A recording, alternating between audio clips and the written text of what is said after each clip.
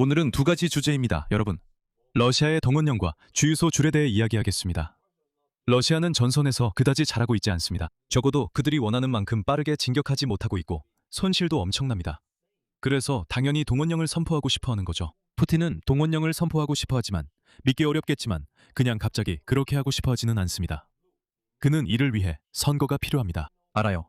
이상하게 들릴 수 있지만 그들도 이런 민주주의 놀이를 하고 있습니다. 가짜 국가 두마 선거, 즉 러시아의 의회 선거가 9월 20일에 있을 예정이니 이제 한 달 정도 남았습니다. 그리고 2022년에 우리 모두가 가을 9월에 무슨 일이 있었는지 기억하실 겁니다.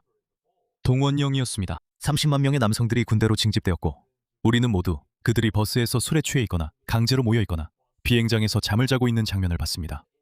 텐트도 없고 아무것도 없었습니다. 그들 중 일부는 동상이나 저체온증에 걸렸습니다. 일부는 전선에 도착하기도 전에 탈진해서 죽기도 했습니다. 그리고 그 영상들은 정말 재미있게 볼 수 있었고 동원은 재앙이었습니다. 결국 대부분은 1, 2주간의 훈련만 받고 전선으로 보내졌고 그들은 빈자리를 채웠습니다. 지금쯤 대부분은 죽었습니다. 한 달 안에 이 모든 일이 다시 반복될 것입니다. 지금은 그럴 조짐이 보입니다. 징후들은 천천히 나타나기 시작했지만 이제 점점 더 많이 보이고 있습니다. 예를 들어 러시아에서 가장 큰 배송회사 중 두 곳인 와일드베리스와 오존은 경비원을 필요로 하고 있으며 이미 이러한 구인 광고를 내고 있습니다. 하지만 만약 여러분이 좀 더 주의 깊게 읽어보면 동원 단계가 시작되기 전에 일회성 지급으로 현재 공석에 대한 계약을 망설이지 말고 체결하라는 내용이 있습니다. 국방부, 이 광고들은 오존이나 와일드베리스를 위한 것이 아닙니다. 이 모든 광고는 러시아 군대 모집을 위한 것입니다. 그리고 그들은 제목에 와일드베리스와 우존을 사용해서 사람들이 읽게 만듭니다. 그리고 이 일회성 지급, 큰 목돈 때문에 사람들이 지원하고 세부 내용을 읽지 않습니다. 하지만 아닙니다. 여러분은 자신을 팔게 되고 영혼까지 군대에 팔게 될 것입니다. 참고로 8월 초 에도 러시아에서 군사징병사무소 직원, 즉 전투원 동원사무소의 보안요원 모집 광고를 본 적이 있습니다. 왜 선거 2달 전에 그들을 모집하려고 했을까요? 사실 4년 전인 2022년에도 같은 시기에 동원이 시작됐습니다. 이건 우연이 아닙니다. 그들은 거리에서 남자들을 잡아가기 시작할 겁니다. 그들은 대규모 동원을 시작할 겁니다. 제 생각에는 30만 명이 훨씬 넘을 것 같습니다. 그게 마지막 숫자였죠. 이번에는 50만 명의 남자들이 동원될 수도 있습니다. 100만 명까지도 가능하죠. 너무 뻔하죠. 러시아인들도 이게 뭔지 감지하고 있습니다. 그들은 2022년을 기억하죠. 2022년에 무슨 일이 있었냐면 참고로 푸틴이 제한적 동원을 선언했을 때 국경이 열려 있었습니다. 그는 제한적이라고 했죠. 국경은 열려 있었습니다. 그게 푸틴의 실수였습니다. 왜냐하면 100만 명의 남성들이 나라를 떠났기 때문입니다. 무려 100만 명이요. 그들은 주로 발트, 3국, 핀란드, 폴란드, 아직 열려있던 모든 곳을 이용했지만 특히 조지아, 주로 조지아를 이용했습니다. 2022년 9월, 조지아와 러시아의 국경 지점, 유일하게 열려있던 그곳이 러시아 전체에서 가장 혼잡한 곳, 아니, 도로였습니다. 매일 수만 명이 국경을 넘기 위해 며칠씩 교통체증이 이어졌습니다. 이런 상황이 몇 주 동안 계속됐죠. 그리고 지금은 다시 3일 연속으로 이런 일이 벌어지고 있습니다. 똑같은 상황이 바로 그 국경 지점에서 벌어지고 있습니다. 오늘도 러시아인들이 대거 조지아로 탈출하고 있습니다. 그리고 어제는 국가두마 선거 이후 동원이 임박했다는 두려움 때문에 베르크니의 라로스 국경에서 하루에 거의 2만 명에 달하는 기록적인 인원이 국경을 넘었다고 보고되었습니다. 그리고 그건 이틀 전에 시작됐습니다. 계산을 해보면, 그리고 이런 상황이 계속된다면 국경이 닫히기 전에 수십만 명의 남성들이 러시아를 탈출할 수 있습니다. 저는 푸틴이 교훈을 얻었고 모든 국경을 봉쇄하기 전에 동원을 선언하지 않을 거라고 확신합니다. 그는 예전에 그렇게 하지 않았고 러시아는 일할 나이의 젊은 남성들, 똑똑한 남성 100만 명을 잃었습니다. 제 말은 이건 두뇌 유출입니다. 그들은 이제 서방 국가나 아르메니아, 조지아에서 일하고 있습니다. 일할 수 있는 남성 100만 명을 잃는 것은 러시아 경제에 엄청난 손실입니다. 국경 지점에서는 줄이 끝이 없어 보입니다. 물론 러시아에는 연료를 사기 위한 줄이 있어서 이런 줄에는 익숙합니다. 하지만 이 줄은 정말 다릅니다. 이 사람들 중 많은 이들은 러시아로 절대 돌아오지 않을 것입니다. 이들에게는 편도 여행입니다. 8월 15일과 16일에는 하루에 19,000명 이상이 조지아로 국경을 넘었습니다. 그리고 8월 18일에는 2만 명이 넘었습니다. 그러니까 19,000명, 2만 명이 넘는다는 겁니다. 지금 우리는 3일 만에 4만 명이 넘는 숫자에 도달했습니다. 그건 정말 엄청난 수의 남성들입니다. 참고로 대부분이 남성인데 이들이 바로 동원 대상입니다. 여성도 아니고 아이들도 아닙니다. 물론 가끔은 가족과 함께 가기도 하지만 대부분은 혼자 갑니다. 그런데 얼마 전 푸틴이 선거에 대해 이렇게 말했습니다. 그는 투표하러 가지 않는 것은 사실상 헌법에 대한 범죄라고 국민들을 협박했습니다. 그가 한 번도 헌법이나 법에 따라 행동한 적이 없다는 점이 정말 웃깁니다. 그는 자신이 원하는 대로 법을 바꿨지만 여전히 이런 민주주의라는 희극을 연기하고 있습니다. 왜 그런지는 모르겠습니다. 아마도 그가 그런 척하는 걸 좋아해서일 수도 있고 그 모습이 마음에 들어서일 수도 있습니다. 아니면 러시아가 실제로 민주주의 국가라고 스스로 속이고 있는 것일지도 모릅니다.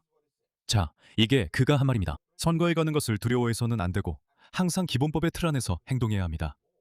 참고로 그가 항상 왜곡하고 비틀고 바꾸는 그 기본법 말입니다. 그가 대통령으로 2번 임기를 마쳤을 때 그는 법을 바꿔서 3번 대통령을 할 수 있게 했습니다. 그리고 나서 대통령 임기를 2년 더 늘리는 법도 바꿨고 이제 그는 죽을 때까지 대통령입니다. 그래서 헌법도 여러 번 바꿨습니다. 왜냐하면 헌법의 틀 밖에서 권력을 유지하면 이것을 권력 찬탈이라고 부릅니다. 이것은 범죄 행위입니다. 저는 언젠가 그가 호크에서 재판을 받을 때 그에 대한 재판이 열릴 때 이 영상을 사용하길 바랍니다. 이 영상이 완벽한 이유는 그가 지금 자기 변호를 하겠다며 스스로 자기 변론을 망치고 있기 때문입니다. 그러니 두려워하지 마십시오. 반드시 선거에 참여해야 합니다. 모두에게 그렇게 하라고 권하고 싶습니다. 와. 정말 멋집니다. 그리고 물론 이런 종류의 영상들이 틱톡과 인스타그램 등 여러 곳에서 등장하기 시작했습니다. 젊고 예쁜 여성들이 누구를 뽑아야 하는지, 무엇을 선택해야 하는지 이야기하고 있고, 물론 그 답은 통합 러시아당입니다. 항상 여성들이고, 항상 특정한 화장, 특정한 옷차림, 특정한 매력이 있습니다. 그리고 꼭 멍청한 인형들처럼 말합니다. 하지만 어쨌든 그들은 이 이야기를 많은 친구들과 나누고 있고 모두가 이렇게 말합니다. 하지만 이제 여러분, 이 순간을 기다려왔다는 걸 압니다. 주유소 줄이 다시 생겼고 그와 함께 그 줄에선 러시아인들의 재미있는 영상들도 다시 돌아왔습니다. 어떤 영상에서는 싸우고 있고 이 경우에는 차를 밀고 있습니다. 이제 주유소가 벌써 보입니다. 약 300m 정도 떨어져 있는데 걷거나 뛰기에는 괜찮은 거리지만 혼자서 차를 밀고 가기에는 쉽지 않은 거리입니다. 이 남자가 주유소까지 차를 미는 건 정말 대단한 일입니다. 정말 힘이 센 남자고 다리도 튼튼하네요. 칭찬해줘야겠어요. 하지만 이건 한 사례일 뿐이고 앞으로 수천 건이 더 있을 겁니다. 주유소에 다시 줄이 생겼습니다. 그리고 왜 다시 줄이 생겼는지 몇 가지 이유도 살펴볼 겁니다. 하지만 그 전에 싸움도 다시 시작됐습니다. 이번 경우에는 두 남자가 주유소 줄에서 싸우고 있습니다. 아마 한 명이 다른 한 명을 앞지르려고 했던 것 같습니다. 그리고 한 할아버지, 수많은 싸움을 겪은 베테랑이 있습니다. 누군지는 모르겠지만 그는 위에 있는 남자를 두드려 패고 있습니다. 뭘 하려는 건지는 잘 모르겠습니다. 뭔가를 하려고 하는 것 같습니다. 그리고 나서 다른 사람들이 나와서 상황을 진정시키려고 합니다. 그리고 물론 그들이 러시아인이기 때문에 할아버지는 자신이 나이가 많고 맞을 수도 있다는 것에 전혀 신경 쓰지 않습니다. 그는 신경 쓰지 않습니다. 저 얼굴을 보세요. 그는 안으로 들어갔다가 커다란 렌치를 들고 다시 나옵니다. 저걸로 맞으면 끝장입니다. 바로 기절이죠. 할아버지는 이걸 잘 알고 있습니다. 그는 몇 명을 잠재울 준비가 되어 있습니다. 모두가 바로 상황을 파악합니다. 왜냐하면 렌치를 든 할아버지니까요. 이 렌치는 소련에서 만들어졌고 이 할아버지도 소련에서 만들어졌습니다. 이 렌치에 맞으면 끝장입니다. 그럼 끝입니다. 러시아 지옥으로 가는 거죠. 네, 이게 러시아 주유소에서 벌어지는 일입니다. 그리고 보통 이런 줄에서 무슨 일이 생기면 사람들이 서로 부딪히고 끼어들기도 합니다. 러시아인들은 사실 말을 잘 쓰지 않습니다. 그래서 항상 그런 식으로 상황이 커집니다. 가끔은 사람이 죽기도 합니다. 어떤 러시아인들은 칼을 가지고 다니기도 합니다. 어떤 사람들은 마카로프 권총을 가지고 다니기도 합니다. 그런 것들은 아주 쉽게 나옵니다. 이 렌치와 이 할아버지처럼요. 예를 들어 여기서 이 얀덱스 택시 운전사는 자기가 택시기사니까 새치기를 하고 있습니다. 저는 이 줄에서 몇 시간 동안 기다린 모든 사람들보다 앞설 수 있습니다. 모두가 그에게 화가 났습니다. 모두가 그를 싫어합니다. 그러다 한 러시아인이 그냥 차 앞에 서게 됩니다. 그리고 얀덱스 택시 운전사는 실제로 그를 치고 갈 준비가 되어 있습니다. 그는 신경 쓰지 않습니다. 그는 가속 페달을 밟아서 실제로 그를 땅에 넘어뜨립니다. 보세요. 두 명의 화난 러시아인이 서로 상대할 때 상황이 매우 빠르게 격화됩니다. 조심하라고 충고해줄 사람도 없습니다. 말을 쓰라고 말해줄 사람도 없습니다. 오직 물리력뿐입니다. 얼굴을 때리고 렌치를 꺼내고 칼을 꺼냅니다. 그게 전부입니다. 그래서 만약 러시아인과 대화를 하다가 상황이 그렇게 격화된다면 말을 사용하려고 한다면 당신은 바보입니다. 이건 비유적인 표현인데 유럽연합이 전쟁 초기 몇 년 동안 바로 그렇게 했기 때문입니다. 그들은 폭력의 언어를 쓰는 나라, 그런 사람들에게 외교와 말로 해결하려고 했습니다. 그건 어리석은 일입니다. 당신은 스스로 얻어맞을 기회를 주는 겁니다. 그들과 대화하려고 하면 그들은 당신의 얼굴을 때립니다. 상황이 얼마나 어리석은지 보여주는 겁니다. 그들을 두들겨 패서 쓰러뜨리고 그들이 코에서 피를 다고 있을 때 부드럽게 말할 수 있는 겁니다. 이 여성분이 러시아에서 무엇이 우선순위인지 아주 잘 설명해 줍니다. 이제 다시 곳곳에 주유 대기줄이 생겼습니다. 한 달 정도 사라졌다가 다시 생긴 거죠. 그래서 이 여성분이 이렇게 말합니다. 무슨 일이야? 지금 모두가 불평하고 있어. 기름이 없어. 고속도로에 주유하려고 엄청난 줄이 생기고 있어. 그건 다 헛소리야. 하지만 만약 드론이 양조장이나 맥주 가게를 공격했다면? 그건 정말 큰일이었을 거야. 어디든 줄이 길게 늘어설 거야. 그러니까 기뻐해. 기름 따윈 됐었어. 가장 중요한 건 맥주가 안전하다는 거야. 스텔라 아르투아를 마시는 러시아 여성의 말을 믿어봐. 이거 뭐지? 벨기에 거야 아니면 프랑스 거야? 용서해줘. 벨기에든 프랑스든 서유럽에 있는 나라 중 하나잖아. 맥주야. 유럽 맥주인 건 확실해. 이 영상에는 정말 잘못된 점이 너무 많아. 러시아의 가치관이 어디 있는지 말이야. 게다가 저 여자가 실제로 서양 맥주를 마시고 있다는 사실도 그래. 러시아에는 수천, 수만 개의 맥주 브랜드가 있는데 말이야. 정말 잘못된 점이 많아. 그리고 문신, 입술, 모든 게 그래. 그리고 뭐라고 부르는지 모르겠는데 가슴골도 그렇고. 그 부분에 대해서는 더 이상 말하지 않을게. 그리고 항상 십자가가 모든 걸 괜찮게 만들어주지. 항상 십자가야. 그걸 걸고 있으면 누구든 될 수 있어. 10만이 널 심판할 수 있지. 그래서 러시아인들은 내가 항상 말했듯이 정말 훌륭한 자본가들이야. 그들은 정말로 자본주의적인 사고방식을 받아들여서 모든 것, 모든 재난과 비극에서조차 자기들 국민 상대로 돈을 벌어내려 해. 그래서 이 특정한 경우에는 한 회사가 이제 벨라루스로 가서 주유해주는 서비스를 제공하고 있어. 네 차가 가져가죠. 줄 서고 싶지 않잖아, 그렇지? 네 차가 가져가줘서 트레일러에 실리고 벨라루스로 운전해서 가서 연료를 채우고 다시 너한테 가져다줘. 그러니까 너는 아무것도 할 필요 없어. 그냥 돈만 내면 되고 24시간 안에 네 차를 다시 가져다 주는데 연료가 가득 차 있어. 이건 실제로 있는 광고야. 실제로 있는 서비스에 대한. 그리고 그게 왜 매력적인지 알겠어. 만약 네가 벨라루스 근처에 살고 있다면 주유하려고 5시간씩 줄을 서야 하거나 아니면 돈을 내고 내일 연료가 가득 찬 차를 돌려받을 수 있지. 그만큼 매력이 있는 거지. 하지만 이건 거의 러시아인들이 다른 러시아인들을 속여서 벨라루스에서 연료를 구해다 주겠다며 돈을 받으려는 거야. 인정할 건 인정해야지. 그들 중 일부는 정말 창의적이야. 다시 말하지만 가치에 대해 이야기하자면 수도조차 연료 위기를 겪고 있을 때 진짜 중요한 게 뭔지 생각해봐야 해. 그래도 이 특정 호송대는 계속 움직이고 있어. 나는 이 전면적인 침공 내내 그들을 여러 번 봤어. 러시아에서 계속 순회하고 있지. 그들 위에는 자동차들이 있어. 그리고 네이비 워싱턴이라고 적힌 미사일들도 있는데 그건 워싱턴을 향한다는 뜻이야. 이 미사일은 미국, 워싱턴 DC, 즉 수도로 향하고 있어. 우리는 그곳을 핵공격할 거야. 이게 바로 이 호송대가 하는 일이야. 그들은 소련 깃발을 휘날리고 있고 게오르기 무늬 깃발도 들고 있는데 이건 사실상 러시아 제국주의의 상징이야. 그들은 러시아 국기, 소련 국기까지도 휘날리고 있어.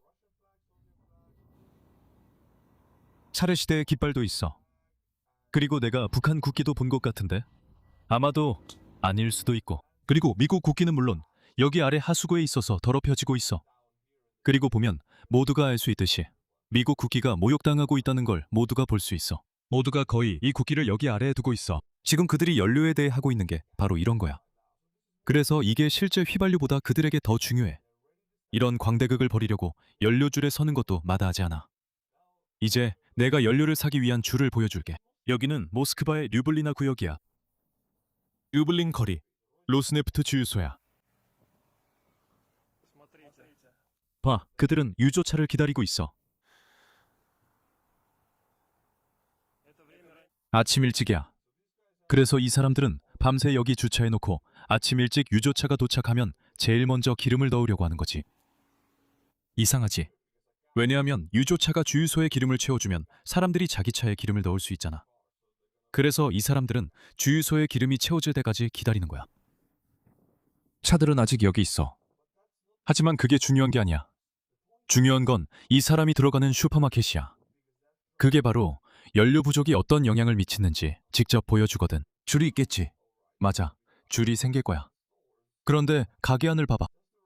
방금 모스크바 마리나에 있는 아우안에 도착했어. 봐봐, 빵 진열대가 완전히 비어 있어.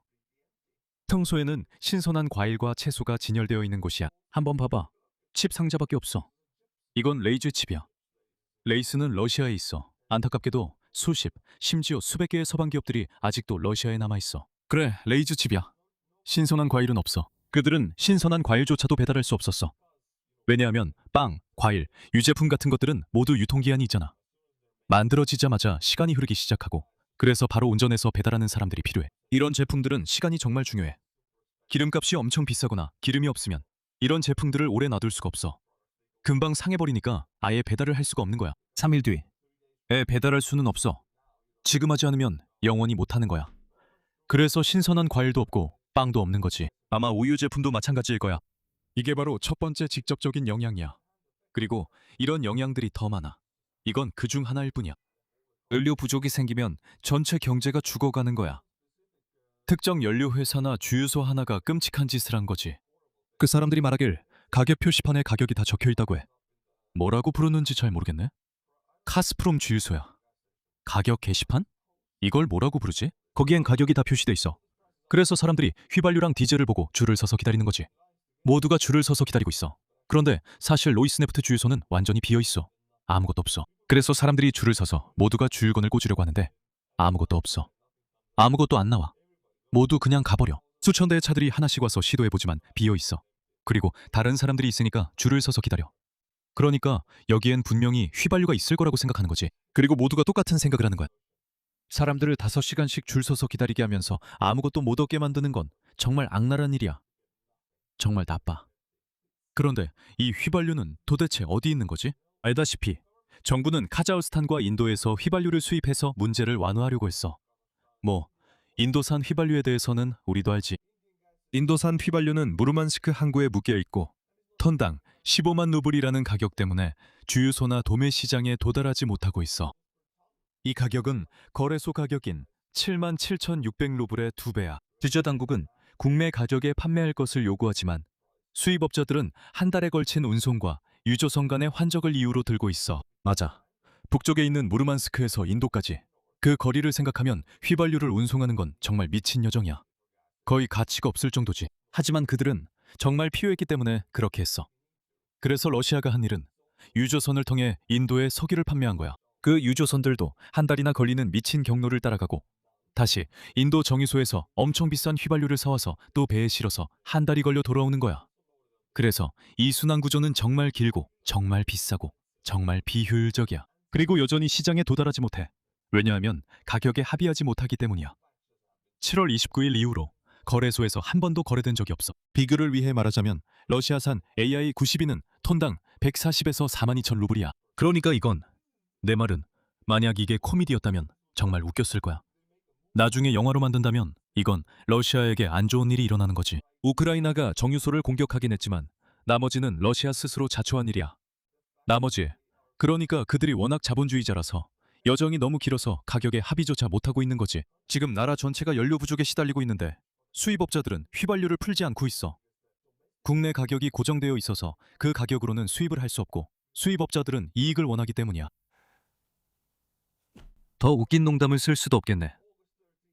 8월 13일 퀼대교 앞에 있는 지역 주유소 3곳을 봤는데 휘발유가 없어. 지금은 보일이 도와주고 있지만 줄이 엄청 길어. 로스토프에서 이틀째인데 계속 주유하려고 시도하고 있어. 오늘은 2시간 전에 나왔는데 아직도 휘발유를 찾고 있어. 셀마시 근처랑 도심에 있는 모든 주유소를 돌아다녔어. 95옥탄 휘발유는 없거나 아니면 몇 시간씩 서 있어야 하는 1km짜리 긴 줄이 있어. 휘발유 상황이 완전히 엉망이야. 여러분, 저희는 M4던 고속도로를 따라 모스크바에서 크라스노다르 방향으로 달리고 있습니다. 우리는 이미 거의 900km를 달렸는데도 휘발유가 없어. 갤렌지크의 연료 상황이야. 나는 아침 4시 30분에 일어났어.